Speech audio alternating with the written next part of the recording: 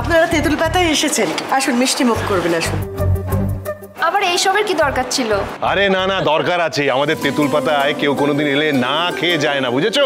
খেয়ে নাও, খেয়ে নাও। আপনাদের আতিথেয়তার কথা কিন্তু আমরা কলকাতায় বসে সব শুনেছি। আচ্ছা বসে খাবে, এসো এসো এসো এসো, বসো বসো বসো এসো।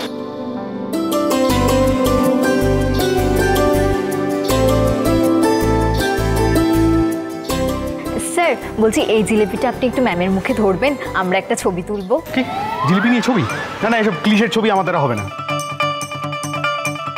আসলে কি বলুন তো, ওনার না জিলিপিতে অ্যালার্জি আছে, মানে হাতে ধরলেও ফোসকা পড়ে যায়।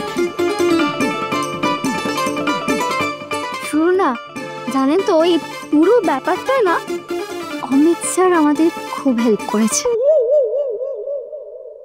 বলবো তো সব। তুমি এত চিন্তা করছো কেন? আবার অমিত স্যার, তুই থামবি কেন রে? আমি ভুল কি বললাম? কিরে রিঙ্কি, তোর মা এসব জানে? বাবা, মা না, মা না, মা জানে না, কোনো ব্যাপার না, আমি জানি তো মাকে। কেন রে? কেন রে? সবসময় এরকম কেন? লোক আছে তো।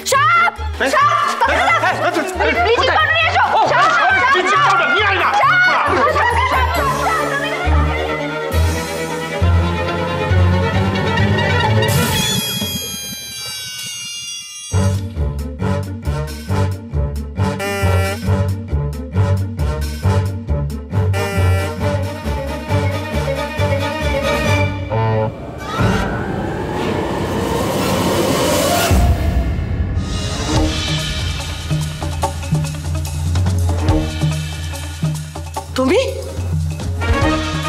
কিছু না বড় মা, আসলে বড়জাজ না এই তারটা খেটে আমার ইন্টারভিউটা পণ্ড করার চেষ্টা করেছিল, আর আমি সাপ বলতেই কুমিরের মতো বেরিয়ে এলাম। এ বাবা, ব্লিচিং পাউডারে তো পুরো স্নান করে গেছে। আমি কিন্তু এর বদলা নেব। আমার স্কিনে যদি একটা রেশেস বেরিয়েছে না, তোমার মুখে আমি বিচুটে লিপস ঘষে দেব।